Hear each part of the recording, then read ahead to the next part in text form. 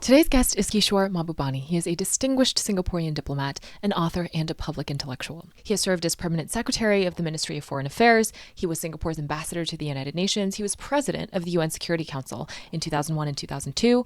And he's also the founding dean of the Lee Kuan Yew School of Public Policy. In this particular conversation, we focus on China, the rise of China, and the US versus China. Part of my mission for due diligence is to humanize the people and the perspectives that our media might push us to dehumanize. One of my most cherished beliefs is that zero-sum thinking is a self-fulfilling prophecy. The more we can make the conscious decision to view all the ways in which the world is actually not so zero-sum, in the long run, our fates are all intertwined. The more we can see that, the more we start to actually create and affirm that reality. I see it as my duty, however small my impact, to amplify the voices that are urging us to have dialogue, to advance the world away from military escalation and towards some sort of cooperation. So that's what this conversation is about. It was an enriching conversation for me. I'm a big fan of Kishore Mahbubani's books. I urge you to read them, especially Has China Won? So without further ado, here's the interview with Kishore Mahbubani. I am so honored to have you here. I've read several of your books. I've reread them recently, and they're as enthralling and relevant as ever. So thank you so much for being here. My pleasure. Thanks for having me on your show. So there is a lot of noise these days about the US versus China, especially in the US. There's a lot of alarmism and I would say even hostile rhetoric. But I find that amidst this noise, some of the basics get lost. People don't actually question the fundamental assumptions of what we're yelling about. So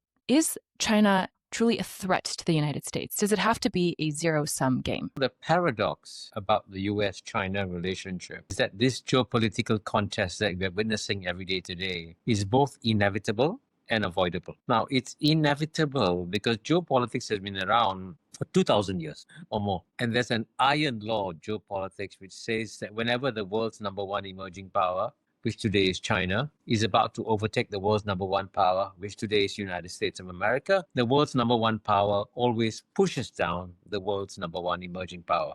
So in that sense, what is happening today between US and China conforms to ancient laws of geopolitics. This is what any seasoned observer of geopolitics would see. But at the same time, it's avoidable because we now live in a modern world and no longer in a medieval world, where you can actually have positive sum games between countries rather than negative sum games. So in the old days, when one country got powerful, it was often at the expense of another country. But we live in a time where both US and China can flourish together and neither has to push each other down. But more importantly, the US and China now today face many common global challenges which actually require them to cooperate, like climate change, pandemics, like global terrorism. There are lots of common challenges that the two countries face. So what I'm trying to advocate is a wiser approach for United States to take, which is to work out an arrangement with China which benefits the United States and benefits China. And that's completely conceivable if you could introduce some degree of rationality into the discourse. Do you think that with the developments of the past few years, especially with an administration in the US that is a lot more, I think belligerent might be a strong word, but it certainly is not diplomatic. Do you think with these recent developments that possibility is still there, or is it becoming narrower? Is there still hope for some sort of de-escalation, or perhaps in the words of Kissinger, a co-evolution that doesn't lead to all-out conflict? I think the paradox about, again, I like the word paradox, as you can see, is that Joe Biden, frankly, by any standards, was a much nicer guy than President Donald Trump, right? But what's interesting is that it is much easier to conceive of a pragmatic relationship between US and China under Donald Trump than it would have been under Joe Biden. Because Joe Biden had an ideological view of the world which said that democracy is good, communism is bad, and therefore democracy must triumph over communism. And that was the view of his administration. They were driven very much by an ideological viewpoint. Whereas, as you can see, Donald Trump is not ideological. He's practical and pragmatic. And so I actually think it's conceivable that US-China relations could be better under Donald Trump than they were under Joe Biden. One thing I liked about your memoir is that you spoke of joining the United Nations and sitting in on the Security Council meetings and being disabused of any notion that there's any real principle going on when it comes to geopolitics, right? It's just cold, hard realism. I'm curious about this split in American foreign policy and how we approach the world, where on the one hand, there's a lot of rhetoric about democracy and ideals and principles. And on the other hand, America seems to run roughshod over those same principles, especially when it tends to constrain its own actions. When America claims to care about democracy and liberalism and all these idealistic values, the cynic in me thinks it's using this rhetoric as a cover to make other countries capitulate, essentially, to its own worldview. After all these decades of experience in diplomacy, what's your take on this? I've been observing and in some ways participating on geopolitical issues for 55 years. In some ways, I can say I've seen it all. And the one conclusion I've reached after 55 years of studying geopolitics is that geopolitics is an extremely cruel business. And to understand countries, never listen to what they say. Watch what they do. The United States is very selective when it comes to countries with democracy. So, for example, it's interesting, the United States was a very close friend of Pakistan in the Cold War, even though Pakistan was run by a ruthless dictator. But when the Cold War ended, and actually Pakistan became a democracy, Pakistan was defriended by United States because the United States no longer needed Pakistan as an ally in the Cold War. And what the United States did conforms to, again, ancient laws of geopolitics. I will put my interests first, and if my interests converge with yours, I will work with you. When my interests diverge from you, I will drop you. The United States was happy to work with dictators around the world during the Cold War. It went through a phase of saying, I'll support democracy when the Cold War ended. But as soon as 9/11 happened and the United States had to cooperate with countries again, once again, it friended Pakistan. People who study geopolitics, work in geopolitics, are not surprised. But at the same time, I can understand why the American people are confused, because they hear their leaders saying, we are in favor of human rights, we are in favor of democracy. But that's not true. All countries would put their interests first. Today, the United States cannot cooperate with China because it is run by a dictatorial Chinese Communist Party. But US-China relations were extremely close during the Cold War, when China was run by an even tougher Communist Party under Mao Zedong. So that's a perfect example of how the United States can set aside all its beliefs in democracy and human rights if it serves its interests to do so. You're now dealing with a much more sophisticated world that can no longer buy this kind of silly rhetoric that is used sometimes by American leaders. So why do you think it still heavily relies on that rhetoric? Is it because it likes to think of itself as this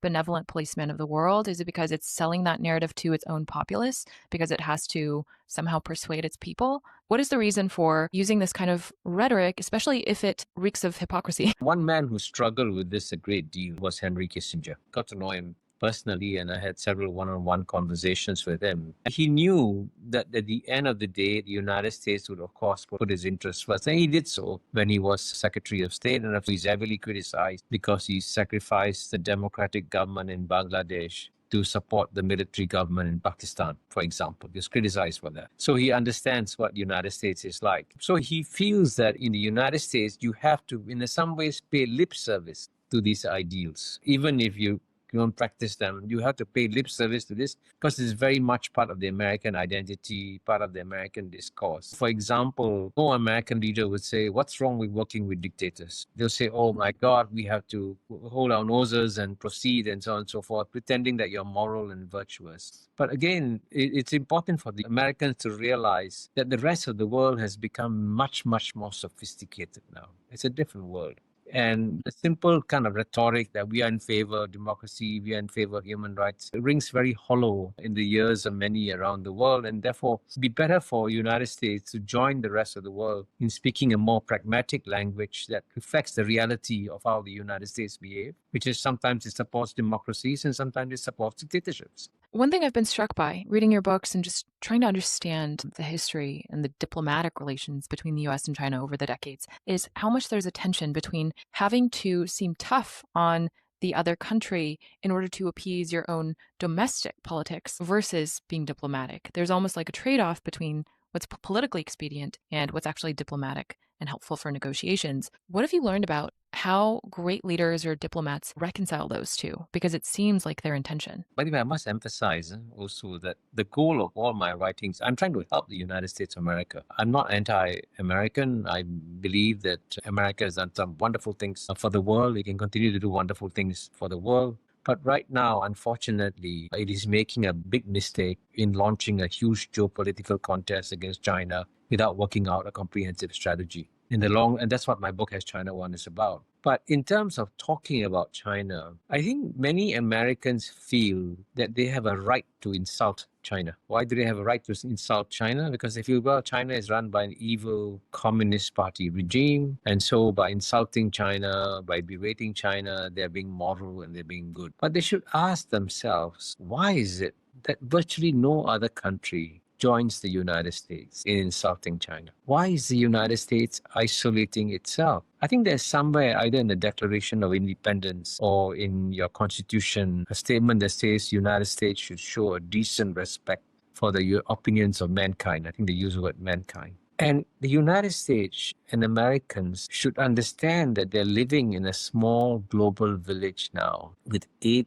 billion. And these majority of these 8 billion people, in one way or another, have a positive, constructive relationship with China. They work with China. It doesn't mean that they're pro-China, but they acknowledge that China is basically a rich, ancient civilization that is coming back. And so they don't focus on the fact that China is run by the Chinese Communist Party. They focus on the fact that you're dealing with a rich Chinese civilization, which has gone through its ups and through its downs, a century of humiliation, which I think every American should know about, because the century of humiliation explains what motivates Chinese leaders today. American policymakers should also be aware of the century of humiliation, because sometimes what they are doing is actually they are reminding the Chinese of how they were humiliated in the past with some of the statements that they are making. So I would say that it would be good for Americans to, number one, show a decent respect for the opinions of mankind vis-a-vis China. And also, by the way, visit China. Because once you visit China, you realize that all your preconceptions about China no longer hold true. I think Americans don't understand the depth and richness and longevity of Chinese history, and also how long their memories are, right? Maybe because America is such a young country relative to China, we think in terms of decades, but they think in terms of centuries. They're rightfully so a very proud civilization that has endured for thousands of years. What do you think Chinese society might not understand about Americans? What do they miss about America, in your experience? I would say the Chinese have a lot of respect for the United States of America. I should emphasize, I don't speak Chinese, I don't read Chinese, but I do know that the Chinese word for America is Meiguo, which means beautiful country. There is a tremendous amount of genuine respect for the United States and for the American people. But of course, some of it is being worn out by the hostility that is shown by many American leaders towards China, and especially when American leaders unnecessarily provoke China. For example, when the former Speaker of the House, Nancy Pelosi, visited Taiwan, she probably wasn't aware that she was reminding the Chinese of the century of humiliation that they suffered. She didn't know Chinese history. So I would say that there's greater misunderstanding of China by Americans than there is of America by the Chinese. As the Chinese are ready to send a few 100,000 young Chinese to study in American universities. And these Chinese go back and have a very good understanding of what are the strengths and weaknesses of the United States. So I would say overall, the Chinese understand United States reasonably well, but that doesn't mean the Chinese are perfect. They make mistakes. Chapter 2 of my book, Has China Won? I pointed out that China made a big mistake in alienating American businessmen in China. They do make mistakes from time to time, but they also learn from their mistakes. You mentioned Nancy Pelosi's visit to Taiwan. We talk so much about Taiwan that sometimes it's unclear why we even started fighting over it in the first place. And so I want to ask you, why has Taiwan become such a flashpoint? Because at this point, it seems almost symbolic, right? It's been something that's been on the negotiating table and a point of contention for decades and decades, predating TSMC, predating the economic rise of the last few decades of China. Why has it been so important to the Chinese? And also, why does the US care so much about Taiwan? I'm glad you raised the Taiwan issue, because if there's one issue that could cause a war between the United States and China, it is Taiwan. Actually, nobody obviously wants to see a nuclear war between the United States and China, because dozens of Chinese cities will be destroyed, but I think quite a few American cities will be destroyed in the process too. So if we want to avoid a nuclear war, we should understand the Taiwanese issue very well. And from China's point of view, Taiwan is important because it is the last living symbol of the century of humiliation that China suffered from 1842 to 1949. Taiwan was first separated from China when China lost the Sino-Japanese War in 1895. Now, this is a very important fact that every American should know. So even among the Chinese population, they may have different views, for example, how to deal with the United States of America, but they all agree that Taiwan belongs to China and at some point must be reunified with China. Now, what's interesting is that in theory, the United States agrees with that position. The United States always says that it has a one China policy. A one China policy means, as they say in the statements, the Chinese claim that Taiwan is part of China, and the Republic of China government also claim that it represents all of China. So in that sense, both sides agree that it's a one China. So if the United States sticks to its one China policy, there will be no problem. But there are clearly, the neocons represent a group of people who believe that American primacy is the most important thing in the world and more important than the American people. And they see China's rise as a threat. The neocons are looking for ways and means of tripping up China. And they believe that one way to do so is to encourage the Taiwanese people to go for independence, and knowing full well that if Taiwan declares independence, China will have no choice but to declare war on Taiwan. And then a war between China and Taiwan would, of course, be damaging for China, and the United States would benefit. So this is an example of how geopolitics is a very cruel and dangerous game. What you try to do is to try and get your opponent mired in a conflict and therefore drag it down. So this approach of the neocons to try to use the Taiwan issue to try on one way or another trip up China is very dangerous. And the people who will suffer would be the people of Taiwan. So I would strongly recommend that American policymakers make a deep effort to understand why the Taiwan issue is important to China so that you try to avoid any kind of outright war, unnecessary war between US and China. You mentioned something really interesting there, so I want to double click on it. You mentioned that the neocons in the United States want to assert American primacy and reinforce it more than they care about the American people. And I personally think that's an accurate assessment.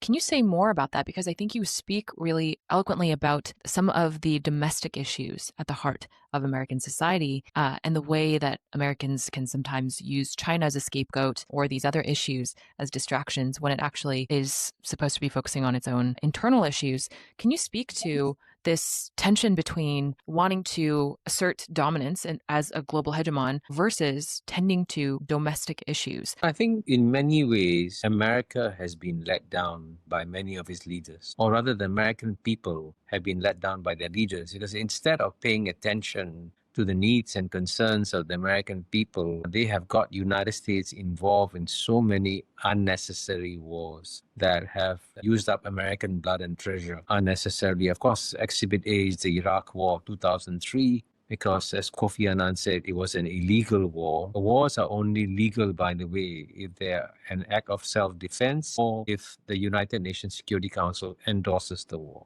And the American invasion of Iraq was not an act of self-defense. It was not endorsed by the UN Security Council. I was in the Security Council when this was being discussed, so I can say that with great confidence. And so the United States wasted $3 trillion fighting an unnecessary war. That same money, that same $3 trillion should have been used on rebuilding American infrastructure. Even the American Society of Civil Engineers has said that so many bridges are in a precarious position in the United States of America, and you saw this clearly when a bridge collapsed in Pittsburgh when President Joe Biden was visiting there. So instead of wasting your money fighting unnecessary wars, which is what the neocons are pushing the United States into doing in an effort to assert American primacy, America should use that money to improve the condition of its people. And in my book, Has China Won?, I point out that Angus Deaton has given data to show how the living standards of the bottom 50% of Americans hasn't gone up in decades. Again, this is a problem that can be fixed if you take money away from unnecessary wars and use it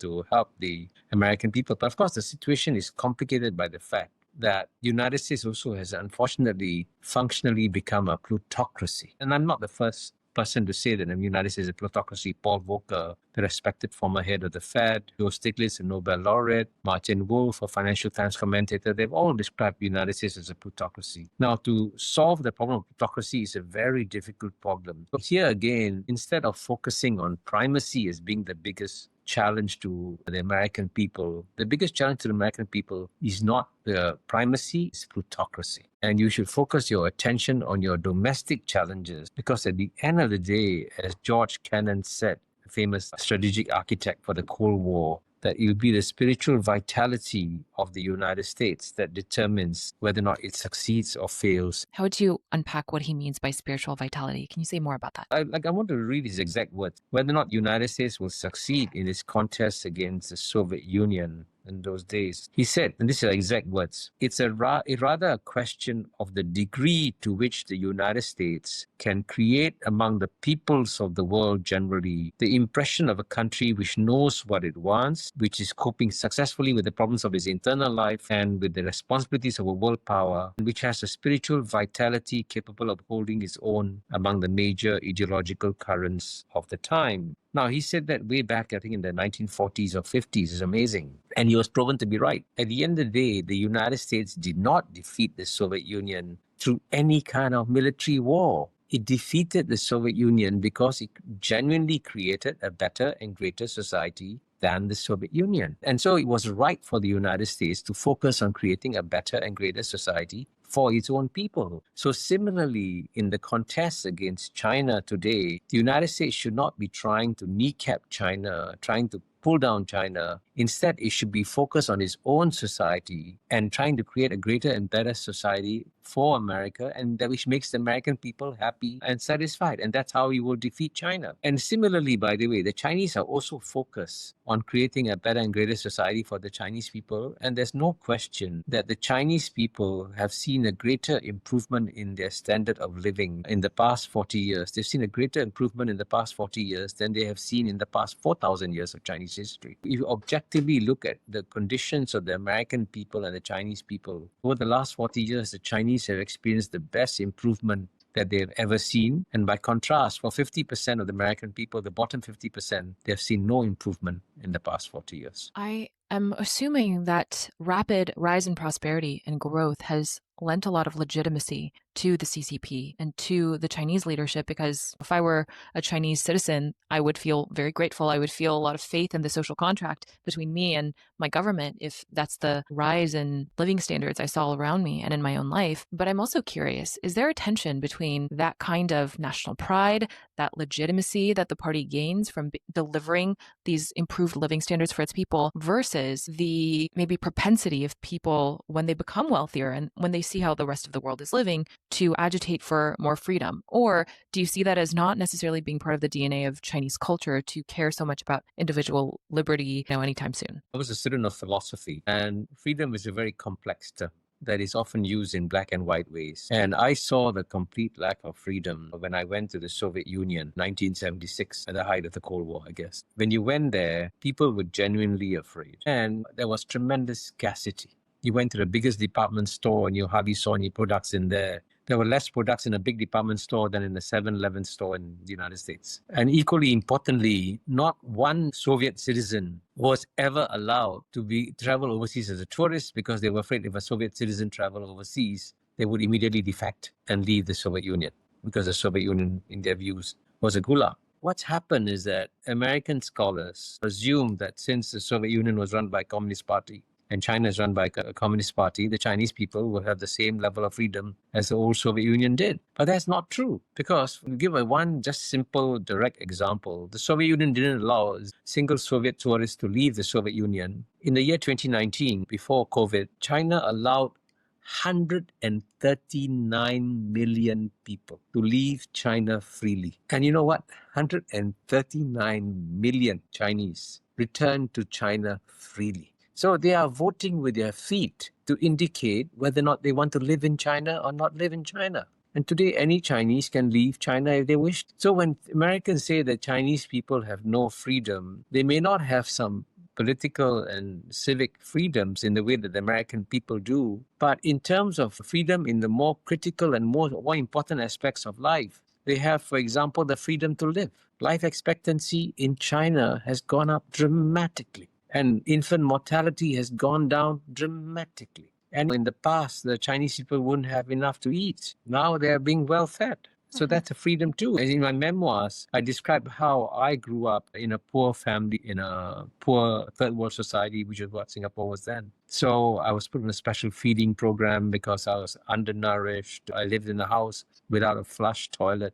And I can tell you that poverty deprives you of freedom in a much more fundamental way than the deprivation of political and civic liberties does. So the liberation from poverty of over 800 million people in China has meant a massive increase in personal freedoms of the Chinese people, which they're still enjoying and experiencing. Now, the question remains, which is what you're asking, what kind of society will the Chinese eventually evolve towards? And here I would say that China will, just as the United States has found its own balance between freedom and control, every society needs freedom, every society needs laws and regulations. In the same way, the Chinese people will have to find their own balance within freedom and control, but they'll find the balance on the basis of their own political traditions and their own political history. Because one of the big mistakes that American and Western minds make is that they assume that the tenets of Western civilization are universal tenets and applicable to all societies. But at the end of the day, the West only has 12% of the world's population. 88% of the world lives outside the West. And they come from rich and ancient civilizations of their own. And whatever decisions they make about how to create a good society,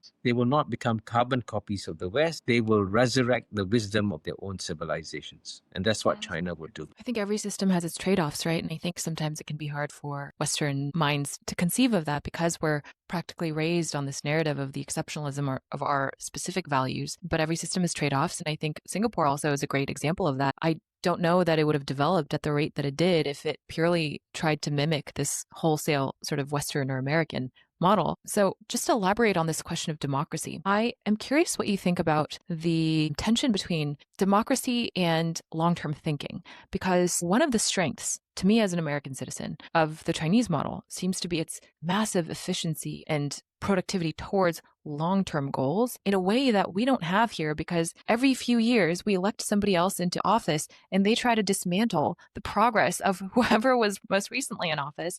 And that makes progress, I think, a little bit more lurching and intermittent and inefficient. At least that's how I see it, especially now that it's so polarized. But do you think that's accurate? Do you think that there is a bit of a trade-off between democracy, where you're constantly bringing other people into office because, you don't want tyrants or people who rule for too long, but then you don't actually necessarily get the long-term thinking that you would get if you had one steady sort of leader orienting the country towards long-term goals? I'm going to give an answer that may surprise you. You're right. The Chinese government has an advantage. It knows that it'll be in power 10, 20, 30 years. And so it can think over the long term and make long-term decisions. But at the same time, I'm sure the Chinese also worry about their political system and how it can survive over the long term and how it can adapt. In the United States, you have governments that are short-term in thinking because they're thinking about the next election. But at the same time, the American system is stable over the long term because you do have a system whereby you can change your governments every 4 years. And sometimes you make mistakes and you elect bad presidents and you replace them with good presidents and then you carry on. So I would say that the United States, when you compare the American and Chinese political systems, each has got its own strengths and each has got its own weaknesses. And one is not necessarily better than the other. But at the same time, you can also observe the recent performance of the Chinese government and the recent performance of the American governments. And so there's no doubt whatsoever, as I said, the Chinese people have experienced the best 40 years in 4,000 years of Chinese history. That's because of the extraordinary leaders they've had, especially after Deng Xiaoping launched his 4 modernizations programs in China. Exceptional good governance. So if you look at the recent performance of American governments, it has not been great. But as the United States still, despite all its problems, still is a great society and still the most successful and the most prosperous society, is still growing economically. And in the year 2000, the size of the European Union economy was about the same size as the American economy, and the Europeans had the same liberal democratic system as the United States. But today, the European Union economy is two-thirds the size of the United States. So clearly, the Europeans have done something wrong and United States has done something right. So I always tell my Chinese friends, never underestimate the United States because it can do remarkable things. Is it too simplistic to ask you for your take on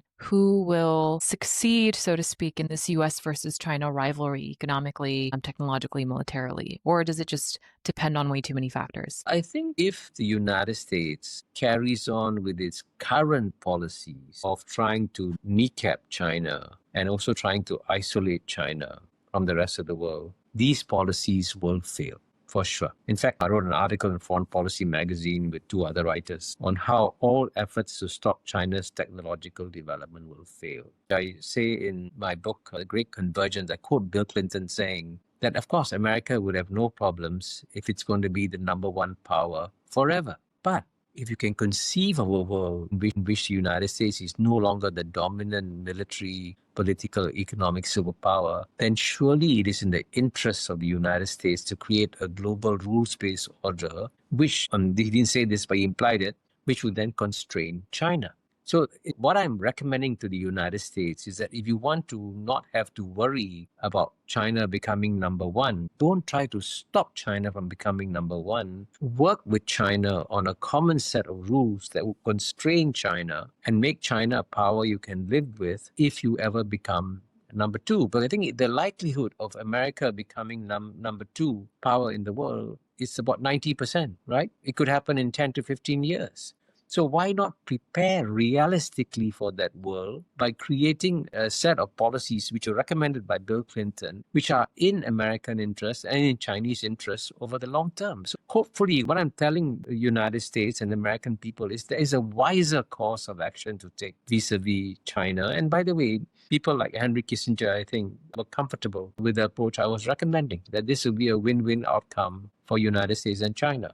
I'm not trying to say that China is right and America is wrong, America is right and China is wrong. Both can learn to live with each other if both decide to be very careful, rational, and pragmatic in their long-term calculations. I would even say that the chance that America will one day be number two is basically 100% right, because every great power falls eventually. So I think that is just a matter of when, and will it reach that stage kicking and screaming and causing more trouble for itself than it needs to? Or can it cede a little bit of room at the top to accommodate other emerging powers in a way that is more peaceful, is probably the question. I'm curious about how you would evaluate Xi Jinping, because you have seen and met so many great leaders. How do you evaluate him as the leader, and how would you characterize him? You're right. I've had the good fortune in my life of having met and shaken hands with many great world leaders and worked for some of them, like Lee Kuan Yew, Goh Keng Swee, Rajaratnam, as I document in my memoirs. There is no question that President Xi Jinping is one of the most competent and most able leaders on the world stage today. It is extremely difficult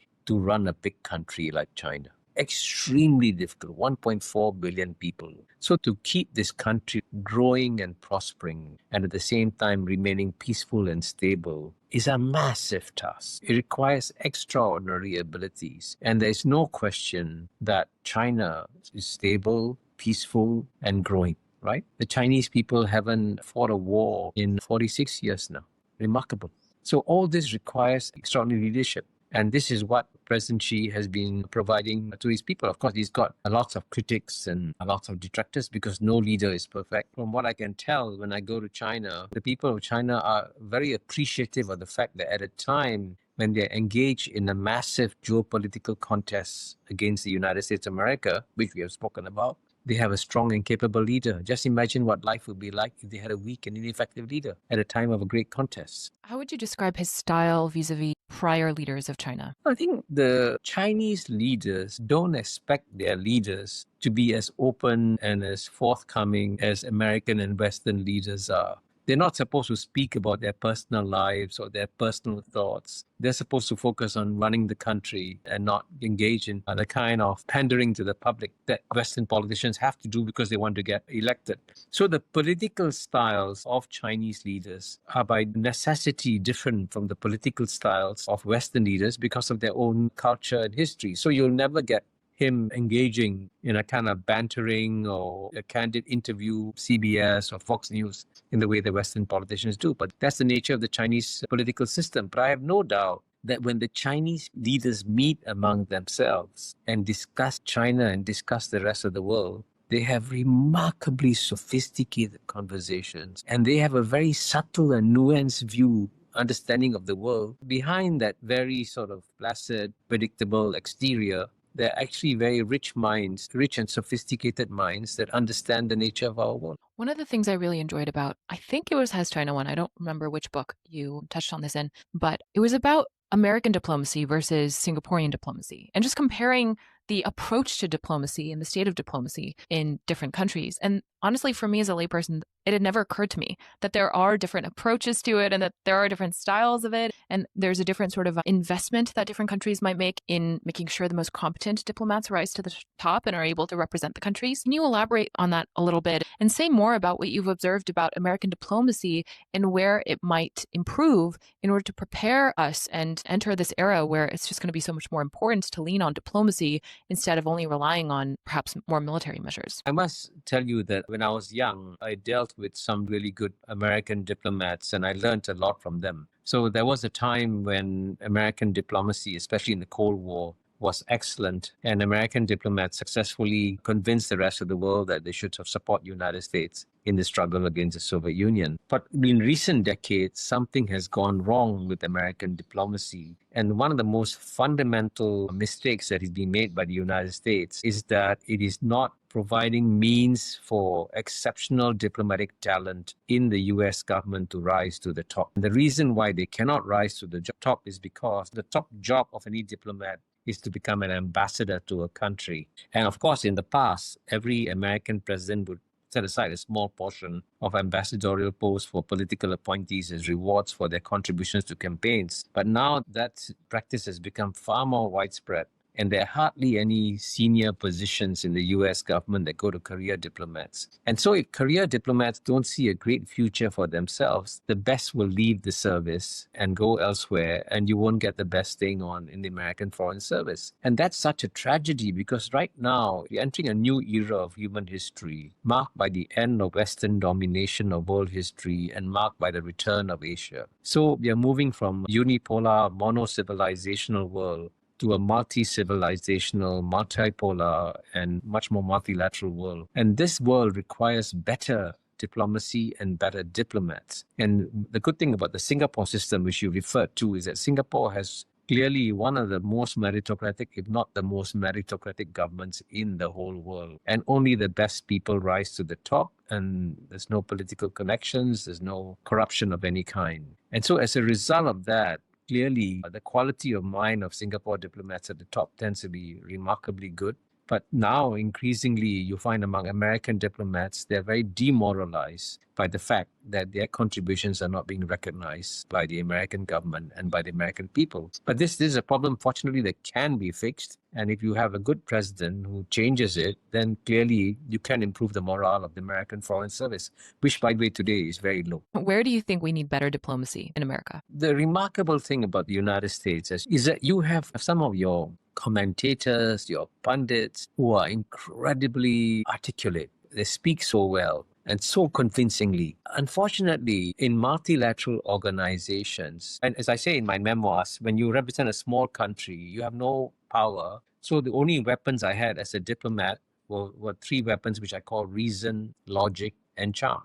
And these actually were quite powerful weapons and helped me succeed in the multilateral arena. In the same ways, I think American diplomats can also unleash reason, logic, and charm to persuade other countries of their point of view. But unfortunately, since the United States is so powerful, all it has to do is to twist arms and then it gets what it wants. That's an unwise policy. From time to time, you still got to do it as great power. But you can use your reason, logic, and charm. And in my memoirs, I think I describe how when I worked with two American ambassadors in my first stint, one was General Vernon Walters, and he was amazing. He was so friendly, so charming, so humble, so accessible that he was loved and adored by all the UN ambassadors when he was serving there. But then he was succeeded by Jeane Kirkpatrick, who was very cold and very indifferent, and indeed just kept on lecturing and scolding the ambassadors instead of trying to work with them. And of course, he didn't make many friends for the United States in the process. So clearly, diplomacy does matter.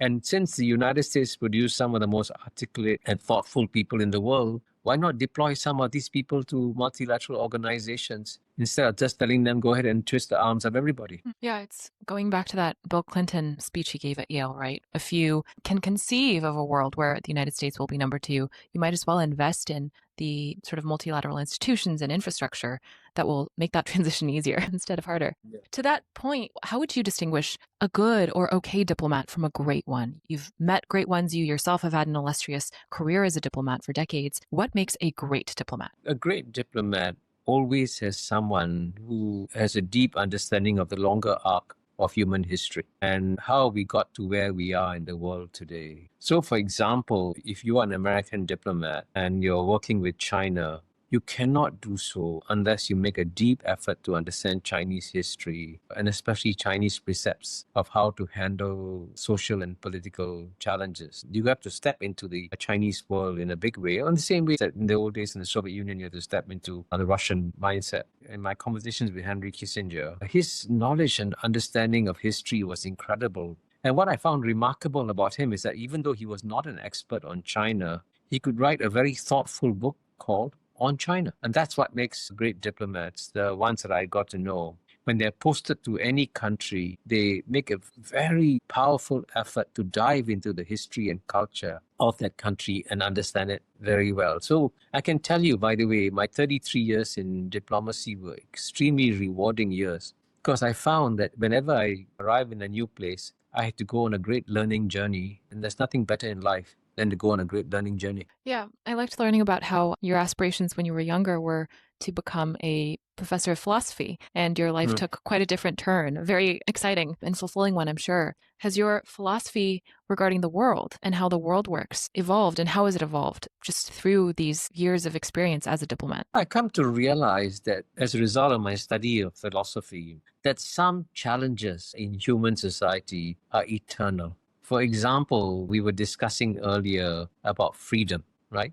How do you balance freedom and control? And there are no simple, easy answers. And sometimes even societies that have been high-performing societies can lose their way very badly. And I'll give you an example. On Monday, I was reading a column by Martin Wolf, who's the chief economics commentator of the Financial Times. And he began his column by saying, today, the United Kingdom, we have a failed politics, a failed state, and failed economics. Now, that's one hell of an indictment of the United Kingdom. But remember, 100 years ago, the same British people could effortlessly run a global empire where the sun never set on it. The British were in every corner of the world. So how is it that the same people who could effortlessly run the world 100 years ago today cannot even manage their own little country? You got to realize at the end of the day, again, George Kennan was right. It's about how you take care of your people. So don't look at the system of governance, look at the results of the governance. You may claim that the American system of governance is superior to the Chinese system of governance, but that claim is undermined by the fact that the American people, especially the bottom 50%, have seen a stagnation in their standard of living, and the Chinese people have seen an improvement.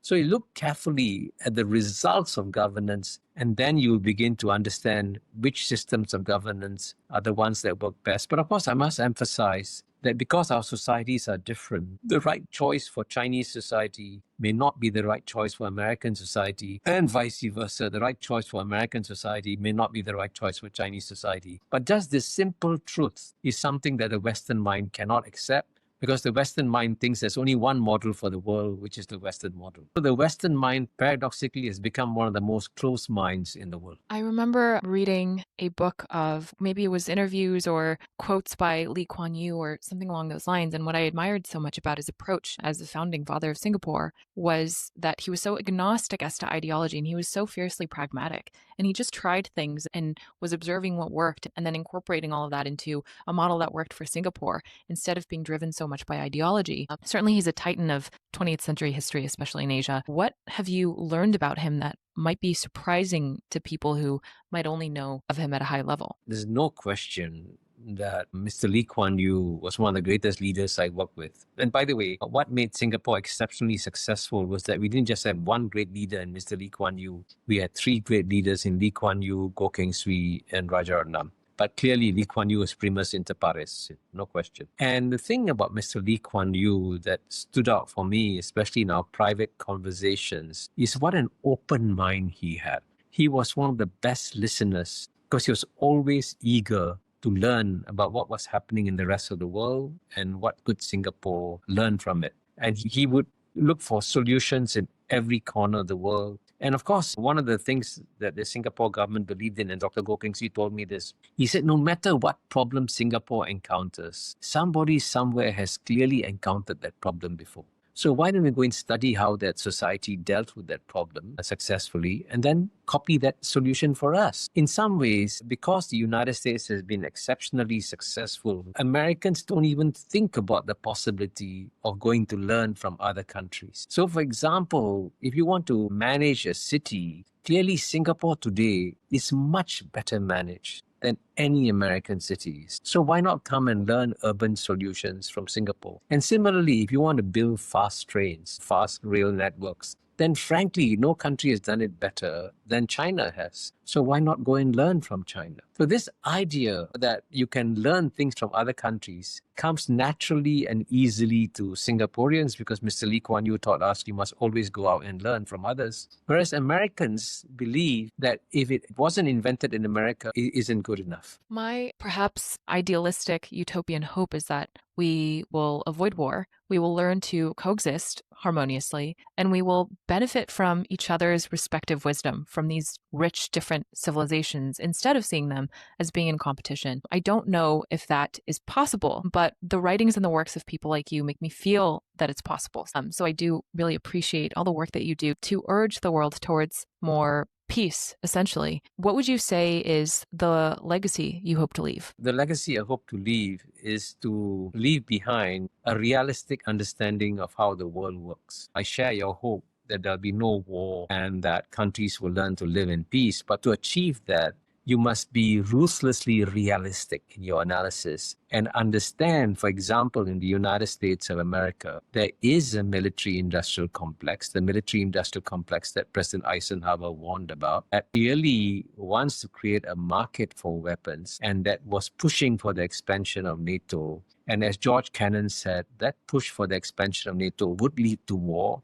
And the war that Kennan predicted came about because of some vested interests in the military-industrial complex. So I would say that if I can persuade people around the world to be very realistic in understanding what causes wars, what causes conflicts, then you can lead to an avoidance of them, and then you can have the kind of peace that you desire. But it cannot come through wishful thinking. It's got to be the result of hard-headed geopolitical analysis, and that's what I try to do in my books. Civil society plays a very small role in these larger matters, but what advice would you give to ordinary Americans who want to see more peace and coexistence in the world? I hope that every American citizen should get a passport, and every American citizen should travel to a part of the world which is non-Western. So that's 88% of the world's population, by the way. So you can go to India, you can come to this remarkable region called Southeast Asia, go to China, and see with your own eyes how other societies are thriving and flourishing in the world. And I can tell you, for many Americans who have been fed a steady diet of anti-China propaganda, when they actually land in China and walk through a first world airport in Beijing or Shanghai, and then take a fast train in China, they will begin to wonder, I was told that the future is here in America. Could it be possibly somewhere else in the world that we can learn from? So that's what I would advise Americans. Please get a passport and travel to a non-Western country. I think that's a beautiful note to end it on. Thank you so much, Professor. My pleasure. Thank you very much for having me on your show, and thank you very much for your very thoughtful questions. It's my pleasure. You did stretch me a little. I tried. I don't think that's easy because you do a lot of these, so I appreciate that.